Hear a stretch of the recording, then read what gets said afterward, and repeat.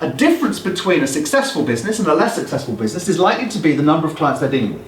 Likely to be. From a purely commercial point of view, the more people you deal with, the more successful you are. Why more money comes in. But chronologically, you've got to make sure that before you attract new customers through that window, you've got to make sure that you've got a system in place that when they walk in through that door, when they engage with your business, whether it's from a retail point of view, whether you're a firm of accountants, whatever you do, whatever you are, is there a system to ensure that those people are given the opportunity to buy as much as they possibly can in that visit? This is actually in the realms of that horrible S word. Selling. Sales. Salespeople. Nobody likes salespeople, do they? Anybody sign up to their job to be a salesperson? Very few people do. It's quite embarrassing sometimes. I introduce myself as a salesperson at dinner parties. I don't often get invited back, but anyway.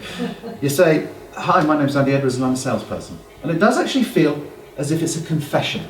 Nobody likes sales. I do some work with the Institute of Sales and Marketing Management. And you get a bunch of salespeople in a room, and I'm talking to them a little bit about business growth. And I say, do people like salespeople? And there's a set of people, they go, no, everybody hates it. No, nobody likes salespeople. Nobody likes salespeople. We guarantee you, everybody hates salespeople. And I say, yeah, that's interesting. And I ask them to get their business card out. All right, comes the business card, and I say, has anybody on their business card got your name? Oh yeah, I've got my name on it. Is it followed by salesperson? And about 60% of them go, yeah. I say, so basically you got, my name's Andy Edwards, hate me. Not a good idea. Not a good idea. But sales do have to happen from a commercial point of view. Until and unless they do, you haven't got a business. You haven't got money coming in. You haven't got money coming in, you can't drive the profit I'm suggesting you do. You do. So my suggestion to you, the first part I want you to consider, is those 4 things. What are you doing to get people through the door? But perhaps primarily, what are you going to do to make sure that when they do come through the door, they are given the opportunity to buy as much as possible? Let me give you an example as to why this is your duty, rather than, oh my God, I'm having to sell something. It's your duty to let me know what is available if I don't already know. And how do you know I already know without asking me, by the way? I've got a 6-year-old daughter. This Christmas, I bought her exactly what she wanted for Christmas, because I'm her dad. I went to the toy shop, she pointed at this thing on the advert, one of those, great, I can do that. Down the toy shop, I bought it, purchased this damn thing, took it away, gave it to her for Christmas, and she opened it up. Consider the disappointment in her face when it didn't work by virtue of the fact it didn't have batteries. How dare you not sell batteries to me? How dare you not introduce the idea that this thing might need batteries? Oh, I don't want it to push. I don't want to be pushy. I don't want to sell anything. You've ruined my daughter's Christmas. Sell me, for God's sake. Let me know what's available, where it's appropriate. By the way, I can, and sometimes do, say, no thank you. But until you hear no, you know not. The deal is to get me to say no thank you. That's fine, thank you very much. So what can you do to get people buying more when you get people through the door in the first place? What can you do to make sure they come back more often? And what can you do to make sure they don't go anywhere else? And to be honest, if you do the first 3 right, you get the right people walking in and you sell them appropriately, ethically and responsibly, as much as they can possibly buy. You have something in place to make sure they return. Then the 4th one, i.e. they don't want to go anywhere else because they sort of like you by this point, and they become your ambassadors. Generically, I don't know whether it's specific to anybody here, but I would suggest there are probably 3 things you should be doing under each of those 4 elements. So if we take them in order, but not necessarily chronologically, in as much as I believe the most important thing is to make sure when they walk through the door, they get an opportunity to buy everything. But let's go with number 1. What are you going to do to get more people through the door? What strategy do you have in place? You can go to a marketing organisation, they're going to help you. You can get these people in to get people to literally walk through the door. If that's not your deal, then how are you going to get people to visit your website and thus convert from there? What strategy do you have for generating leads? What are you going to do to get more people to go, yeah, you know what, I'm interested? It's all very well, by the way, just a quickie about websites. If I said to you right now, there are 100 people in the other room, right now, all of whom have expressed an interest in your services, your products, the things that you do. Well, A, why the hell are you sitting here if you've got 100 people in there who are interested in you? But B, if that's what I've come in to tell you and you say, great, can you go and get their details? I go, yeah, just a minute. I zip back through. And then I have to come back to you with the very disturbing news that they're actually all gone. And you say, well, did you get any of their details? I say, I'm ever so sorry. I know they were there because Google Analytics told me they visited. I know they visited because there was the clicks. I know that people have been interested because they've left their footprint. However, I know not who they are. And this is where you get into the business. Well, why hasn't your website got something where people can leave their details? Why hasn't your website got something like my website's got on it? If you want to work out your personality style, then you have a little game you can play. Oh, if you do that, that means you must be this sort of person. And if you want a 2-page report all about that, submit your details, I'll send it to you. All free, all automatic. And now I've got your email address. And I get stuck into something called an autoresponder, and every now and again you get something from me which has been pre-prepared, pre-considered, and the next 12 weeks, you're mine. You can choose, by the way, to disappear at any time, and that's okay too. What are you doing to get more people through that door in the first place? One of the best ways of doing that, I find, is get other people to recommend you. Personal recommendation. You've done the personal. I hope you've done personal service. I hope you've done the good job. But people will go away by virtue of that personal service, by virtue of the stuff that they think you do brilliantly, and they'll go and tell other people. Wow. Most people allow that to happen by accident. And that's probably a little unfair. As you said, you've already done a good service, so it's not accident. But here's hoping that whatever you say you do pretty well. I'm saying that should be the given.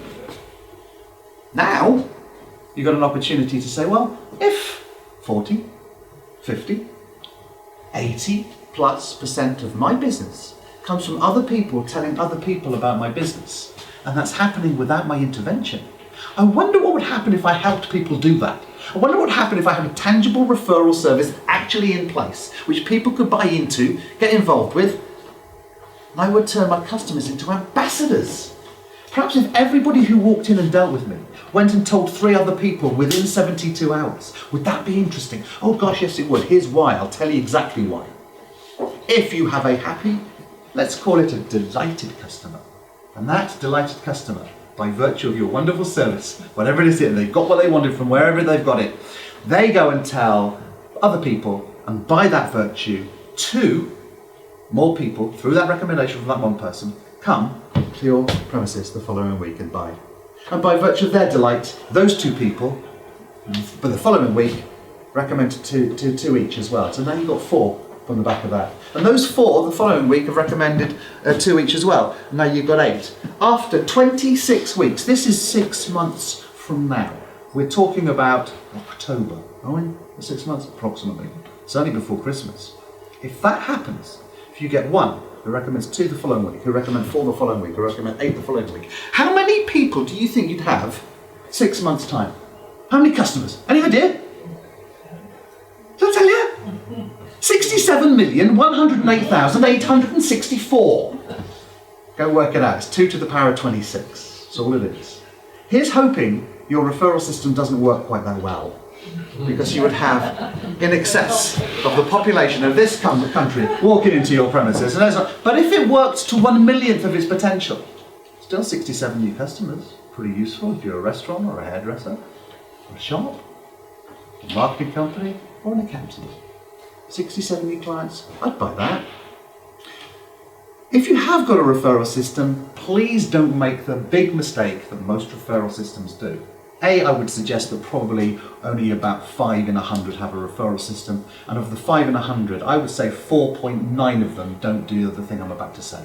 If you do decide to do a referral system, which can be in its most simplest form, if you're happy to recommend us, would you be prepared to give these cards to 3 people you know? Simple as that.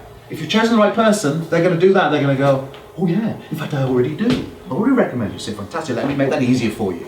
Give this one to a friend, this one to a member of your family, and this one to a neighbour or somebody with whom you work. I've now got an ambassador who has said they're going to give out these 3 cards. Danger point here, these 3 cards can go in the wallet pocket, they can go in the side pocket of the car, or even worse, gentlemen, they can go into the lady's handbag, never to be seen again. It's gone. I don't know how you do that, ladies. It's gone, just completely gone. So here's the problem. If they say yes, you've got to make sure that that yes remains a yes. And this is the psychology behind this. You reward them for the act they're about to undertake. Please don't ever think that they're going to do something because they'll get a reward by virtue of their introduction. That's the danger.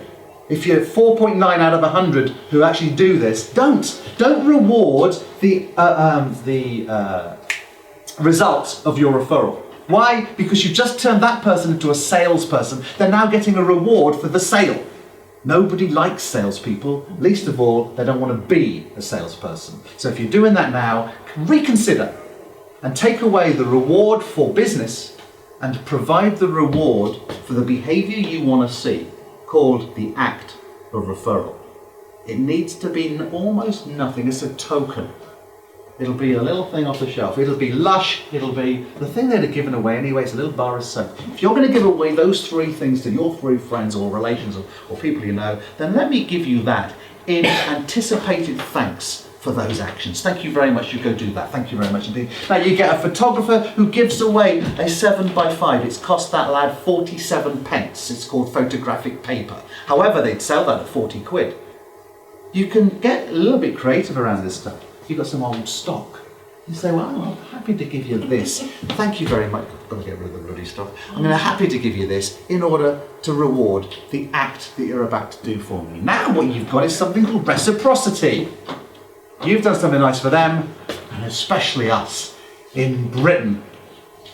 Somebody's done us a favour. I'm going to beat myself up until I find somebody I can do this for, because I am beholden to you now that you've done me such a nice thing. And if I don't, I need to go and wear some sackcloth and ashes. No, they go and do it. And if you've been very clever on that referral system, you will have had some sort of feedback whereby you know that when somebody brings that in, you know it's working. Some of my clients don't do any other marketing than that. They've built on something they already know works. They say 50, 80, 70% of my new clients come from word of mouth. So let's step into that. Let's hijack what's already happening, enhance it, make it better. Wow, it just works. And that's one out of the 12 things I'm going to ask you to do, because that's in the getting more clients. What else can you do to get more clients? Well, I've talked about websites a little bit. I would suggest one good way of doing things would be a joint venture. Who has got the same clients as you? Go chat to them, especially if that person is already one of your customers. Oh, you run the place down the road. Well, we share customers. We've got people who buy from you and buy from me. It's happening by accident again. How about if we made it happen on purpose? How about if I spoke to my clients about you, and you had a word with your clients about me, given that we know, like and trust each other? Let's build a relationship called cooperation or joint venture. That can triple the people you're speaking to overnight. There are things you could be doing, and there's things that you should be doing. There should be referrals and joint ventures, I would suggest. Another way, if you're business to business especially, go networking. Go and create the relationships. Because until and unless there's a relationship in place, nobody buys anything. So build the relationships and your profit will follow. How are you going to get people to buy more of whatever you've got? You ever been on a train? Have you been on a train recently? Been to a hotel recently? You've been on a plane recently? There are many industries who clear up on this one. How do you get people to buy more? Offer a premium version of whatever it is that you do. A premium version.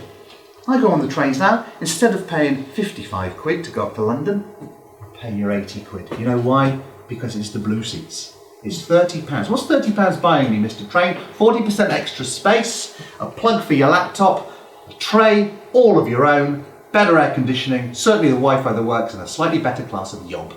That's good enough for me. I'll spend that 30 quid. It's called an upgrade. It's called first class carry.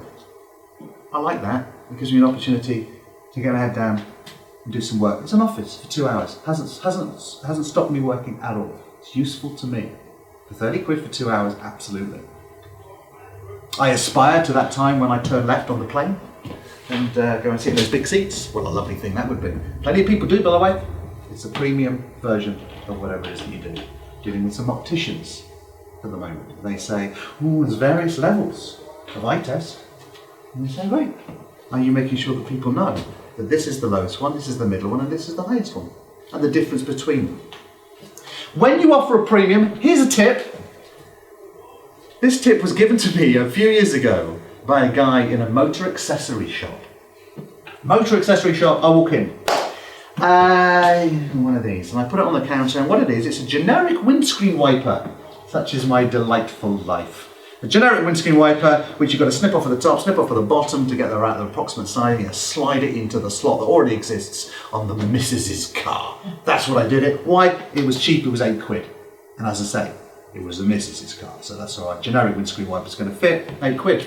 This guy looked at me and he said, "That's the generic windscreen wiper?" And I said, yeah, it is. And he said, "Do you mind me asking what model that's for?" I said, "Yes, for the Nissan Primera." And he said, "Oh, the 2000, 2002. I said, "Yeah, the old one."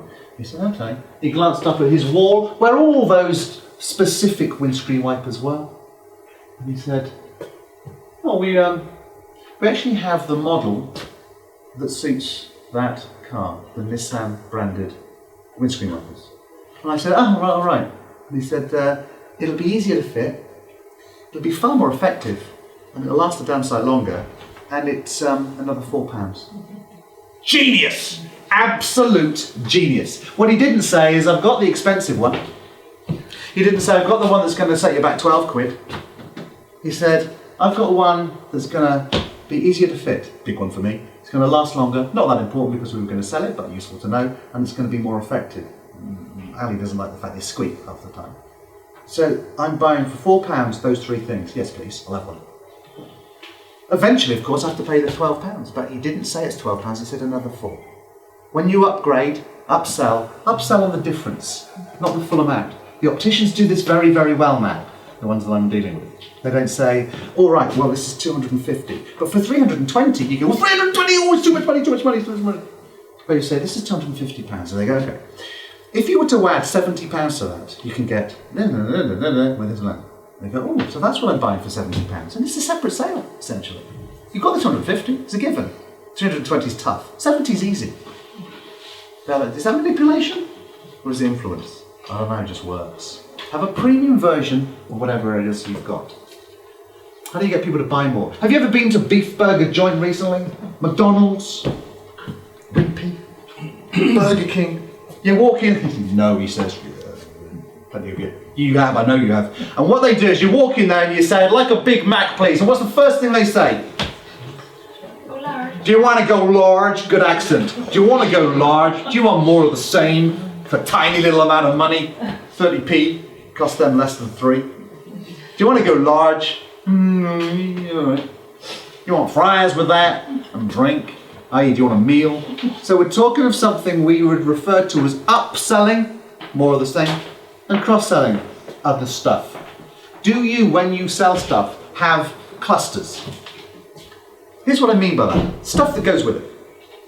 Anybody bought a book from Amazon recently? Or at all? Anybody bought a book from Amazon? I was promised a live audience. Yes. So you have bought a book from Amazon. I have never bought a book from Amazon. I've always bought 3. Here's why. That's the book I want. Oh, and people who have bought this book have also been very interested in not too many, it's usually about 4 or 5 or 6. And these ones. Oh, actually, that does seem to go very well.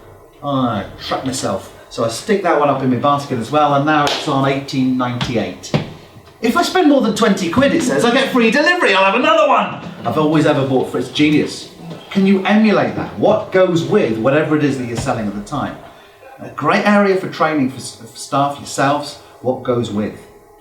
This is how you get people to spend more when they get the opportunity. And you know what? They walk out of that place never feeling they have been sold to. They walk out of that place feeling special, delighted, and helped. That's the deal. More people, buying more. How are you going to get them back more often? Give me a suggestion. How are we going to get people back more often to our premises? Loyalty card.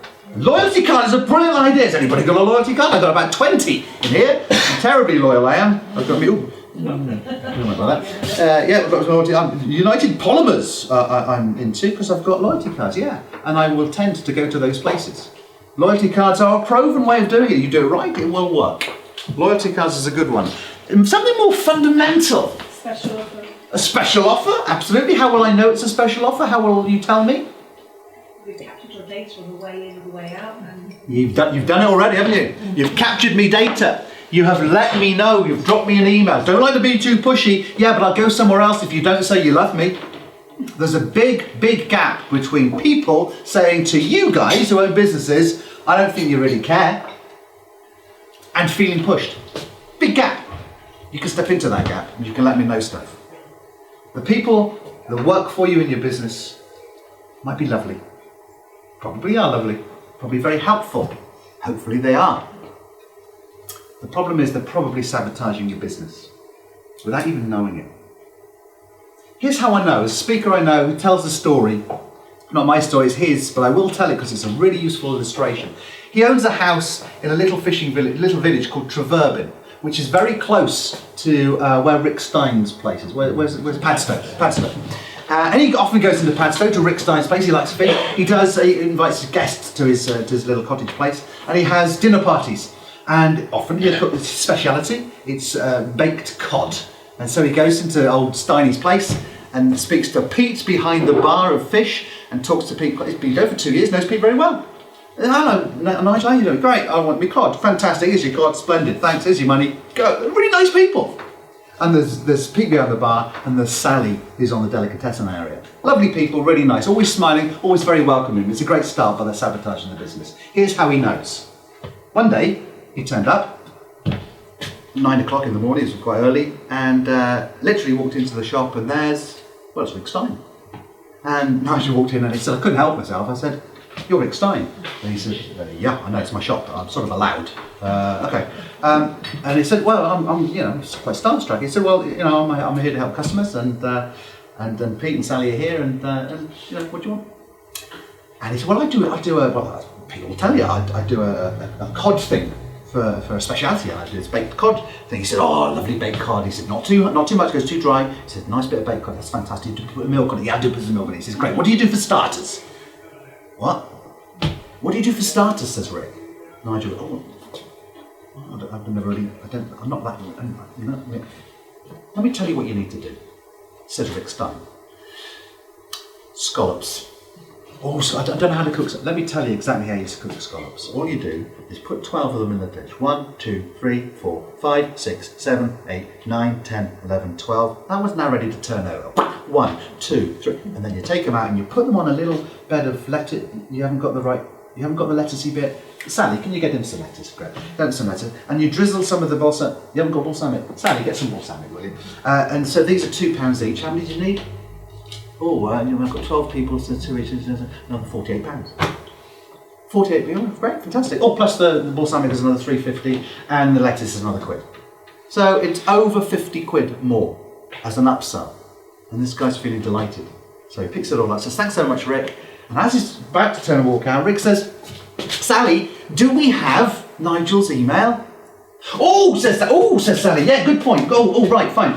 And digs underneath the counter and picks up this great big book, puts it on the counter, blows the dust off it, and opens it. It creaks open at pretty much a blank page, where there's 2 email addresses from about 1942. Yeah. So Nigel, what's your email address? So he takes the email address. A month later, in the October, he gets a little note. Nigel says it was great. It was a note from Rick Stein. He said, no, I'm not stupid, he writes to everybody. But there it was, I met him, Rick Stein is telling me all about the Cornish fish and all that good stuff. Fabulous, wonderful, marvellous. He said, but that wasn't the one. The one was when it came along mid-November.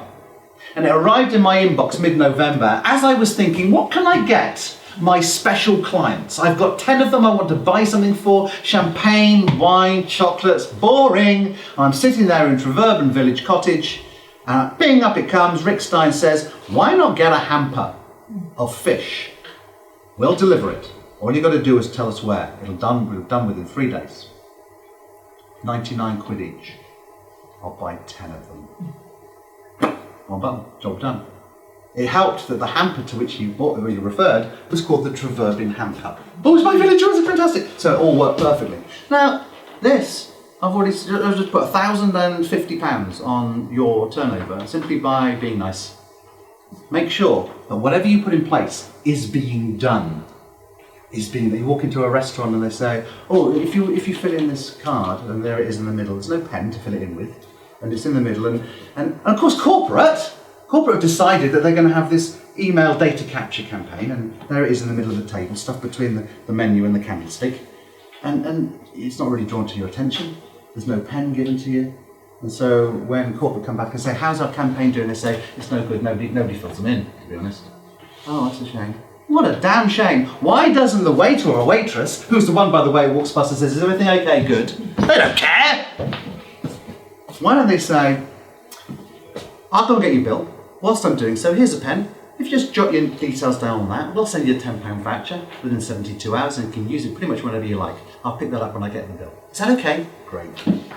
100% of the time it's filled in now. So make sure that whatever it is that you're doing is done. Nice people can sabotage your business simply because they're sort of not you. Getting people to buy more. Getting people to buy more often. How do you get people back? Ask them. Ask them back. Come on back, we're doing this. Come on back, you're special to us. We're having a special evening specifically for our past customers. Oh, I feel special. Ask me back and I may come. How do you keep me for longer? How do you make sure I don't go anywhere else? You turn me into an ambassador. How do you turn me into an ambassador? You get me to promote your business. Oh, through that referral scheme to which I referred earlier on. And it becomes a wonderfully virtuous circle. Because the people who know, like and trust you, love you, who buy from you, become the people who recommend you. It's very hard to go somewhere else for whatever it is that you sell when they're recommending you in the first place. So they sort of stay with you. And all of a sudden, to them, whatever price you're charging, whilst it's a factor, becomes far less important. And your premiumness can lift up a little bit. And you become known for that sort of thing. I want to leave you with a perfect example of how this works. Gervais. Do you know Gervais? Where are you? Where you hail from? Here? Christchurch. Everybody else in Wimborne? You don't know Gervais, the hairdressers? Oh, where I come from, Gervais is a legend. Gervais, bless his heart. When he opened his salon, he sent round a rather nicely printed card, Gervais selling brown and gold, a bit 70s, but you know. Brown and gold, Gervais salon's opening, gentlemen only, make an appointment, bring this card in, 99p for your first haircut. And you think, how good will that be? That said, it's on quite a nice card and it is printed quite nicely. 99p. I have no particular association or affiliation with the person who cuts my hair, down the barber, who stinks of smoke and sits there, doesn't recognise me at all and goes, going on holiday this year, are you? Not really interested. So I'm not that bothered. So I'm looking at this again, 99p. Yeah, I'll probably go there. I phone up, I make an appointment. At the appointed hour, I walk in with my card. I walk in there, Gervais is there. He says, hello, Mr. Edwards. I said, how do you know my name? He said, you've booked. It's not hard, this stuff. It's not hard. So yeah, of course I have. So, Mr. Edwards, I'm starting to walk to the chair. He says, come have a seat. Nice big leather sofa-y thing, little coffee table. Oh yeah, it smells of coffee. Very nice, very welcoming. Sits there, got a couple of magazines. Says, first of all, let me get you coffee. Or a tea, what would you prefer? I said, well, have a coffee, please, Gervais. Oh, I'll have one with you, he says. I'm going to get some coffee. Puts them back next to it. Sits next to me, not too close, which was the relief. And he says, Gervais. And he says, so, let's have a look at you. And he did. He regarded me. He said, you got a bit of salt and pepper thing going on there? He said, works for Richard Gere, works for us. Absolutely, no problem there. He said, that's fantastic. He said, what is it that you do? I said, so he said, you're a business. I said, yeah, I'm in the suit, that's reasonably obvious. I said, I do present quite a lot. He said, image, quite important to you. He said, so let's make sure that you look a little bit James Bondy. Really? Yeah. Okay. So he has about three. He says, it's a little bit like this, perhaps not quite so young, you've got a couple of grey hairs, as I say, but something like that, with that shape of face, is going to work for you. I'm like, oh, okay. I have no idea what he's talking about. But he seems to. And he's regarded me, and he understands my needs now. I have no idea myself. So I get back into the chair, and 15 minutes later, he's done, well, you know, short back and sides. I don't know what it is. My hair's shorter, and I'm happy. In fact, I was very embarrassed. I got this, I said, so, 99p. And I took out a pound coin, and I said, I feel embarrassed. He said, the deal here is that you try me such that you come back, having been delighted with what I do, and I charge you the £15 it would otherwise cost. Oh, okay. Well, there's your pound, mate. Keep the change. And as I was about to leave, he said, by the way, he said, if you, when you come back, take this voucher. So there's a big old chair over there. It's a massage chair. He said, normally that's £5 for 20 minutes. He said, come in 20 minutes early, or stay for 20 minutes and have that chair. You'll love it. It's fantastic. That's yours for nothing. Next time you come in, make an appointment. So I make an appointment, I go back. Happy to pay £15. The cup of coffee would have cost me £3.50 down at the latte place. Delighted. He's nice. He does the good job. I feel regarded. Second time I'm there, he's cutting my hair. He says, Mr. Edwards, I said, call me Andy. I feel a bit more comfortable with doing that. Call me Andy. He says, Andy, when do you come and have your haircut? And I said, well, when it needs cutting. He said, Nathan. I said, yes, I do. When it needs cutting. Whenever. When else would I come? He said, you don't come when it needs cutting. I said, when do I come then? He said, you come about 2 weeks after it needs cutting. Do I? I said, do I? Oh, okay. He said, because probably what you do is you look in the mirror, you're shaving, you look in there, you go, oh, it needs cutting. Look in your diary, no space. No space. 2 or 3 weeks later, there's a space, you put that in your book. I said, oh, you're probably right. So I was going back to him probably between 8 and 9 weeks after my previous cut. I was going to him 8 or 9 weeks, that's 6 times a year. 6 times 15 is 90 quid. That's what he would have gotten from me had he not helped me. He's now helping me. He said, Andy, do you have an eye care specialist, an optician? I said, yeah, you know I wear glasses. He says, do you consider that's an important part of you? I said, yeah. He said, do you make an appointment with him? I said, yes. He said, okay. Do you have a dentist you go to? I said, yeah, absolutely. He said, do you make an appointment with your dentist, your tooth care specialist? I said, oh yeah. He said, I am your grooming specialist. Get your diary out. We will put the next 3 appointments in 6 weeks apart. I'm going, that's a brilliant idea. Because because I've got the space, I'll be able to say, oh, that's where I'm going to do basis. Now I'm going back ostensibly 10 times a year instead of 6 times a year. I'm now giving that guy £150 a year, not £90 a year. Third time I'm there, he's cutting my hair, he says, I'm going to put some of this product, this gel stuff on your hair. I notice you've got a little bit of flaky stuff, you don't want that, you don't want to be doing that on stage, fella, so I'm going to put that on your hair. Do you like it? I said, it's great, it smells of coconut, smells like a pina colada, smells like a holiday. So how much is a tub then? And he said, it's £15. I said, £15? I said, that's an awful lot of money, that's expensive. And he said, compared to what? Well, it just sounds expensive. He said, this will last for 6 months. Even you can afford £2.50 a month, Mr. Edwards. I said, you're absolutely right. Give us a chunk. I now use one of those every 6 months. I'm now spending another £30 with him. Now it's up to £180. A birthday came along. Something came through on the email. Shaving lesson. Gents, have you ever had a shave? I mean, I don't mean a Gillette thing. I'm talking about this damn great sword thing. Shaving lesson. There were 5 of us. Paid £40 each. It took 3/4 of an hour. That's good money if you can get it. And he went through the history of shaving, what beards mean in terms of fertility. Very Boise it was, fantastic. And he was good fun with it, I have to say. And he shaved us. Brilliant. Hot towels, the whole thing. Worth every penny of that 40 quid. Plus, he has a product to sell, which we bought. I'm now up to probably about £250 a year.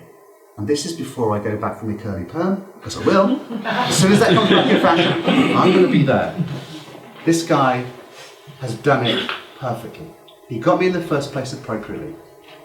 He got me to buy more when I was there. He got me back more often. And at no point did I feel pressured, pushed. I simply felt wanted.